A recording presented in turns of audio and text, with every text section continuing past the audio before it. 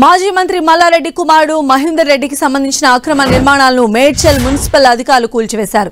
Medchal depot ఎదురుగా జాతీయ రహదారి పక్కన ఉన్న మహేందర్ రెడ్డికి చెందిన షెడ్లను అధికారులు తొలగించారు.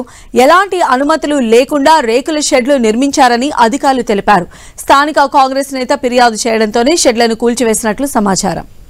మరిన్ని అప్డేట్స్ మా ప్రతినిధి సునీల్ మనకు అందిస్తారు. సునీల్, మేడ్చల్ జిల్లా మున్సిపల్ పరిధిలో ఉన్నటువంటి అక్రమ నిర్మాణాలను అటు మున్సిపల్ శాఖ అధికారులు కూల్చివేతలు ప్రారంభించారు. ఇందులో ప్రధానంగా మేడ్చల్ మున్సిపల్ పరిధిలో ఉన్నటువంటి జాతీయ రహదారి పక్కనే ఉన్నటువంటి అక్రమ షెడ్లకు ఎలాంటి అనుమతులు లేవని కాంగ్రెస్ నేతలు ఇచ్చినటువంటి ఫిర్యాదు మేరకు ఈ రోజు మున్సిపల్ శాఖ అధికారులు ఉదయం పూట అక్కడ చేరుకొని అక్రమ నిర్మాణాలు మొత్తం కూడా కూల్చివేశారు. అయితే అక్రమ నిర్మాణాలు చేపట్టింది మాజీ మంత్రి మల్లారెడ్డి కుమారుడు మహేందర్ రెడ్డి షెడ్ గా అయితే అధికారులు గుర్తించారు.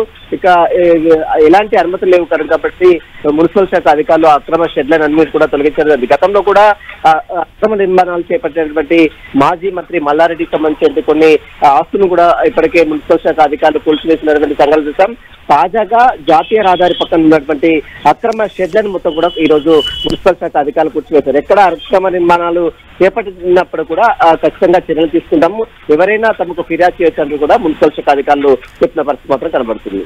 సంజయ్, అయితే గతంలో కూడా మనం చూసాం మాజీ మంత్రి మల్లారెడ్డి అల్లుడికి సంబంధించినటువంటి అక్రమ నిర్మాణాలు కూల్చివేశారు. ఇప్పుడు కొడుకుకి సంబంధించిన అక్రమ షెడ్లు కూల్చివేయడం జరిగింది. కాబట్టి దీనికి సంబంధించి మల్లారెడ్డి అనుచరులు కావచ్చు లేదా బీఆర్ఎస్ పార్టీకి సంబంధించి ఎలాంటి యాంగిల్ బయటకు వస్తుంది, వాళ్ళు ఏం చర్చించుకుంటున్నారు?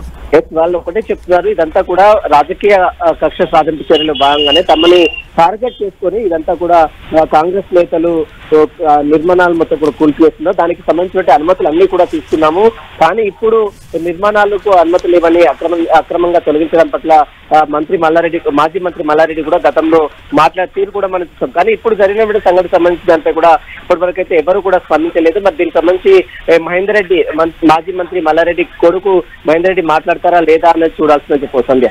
రైట్ సునీల్.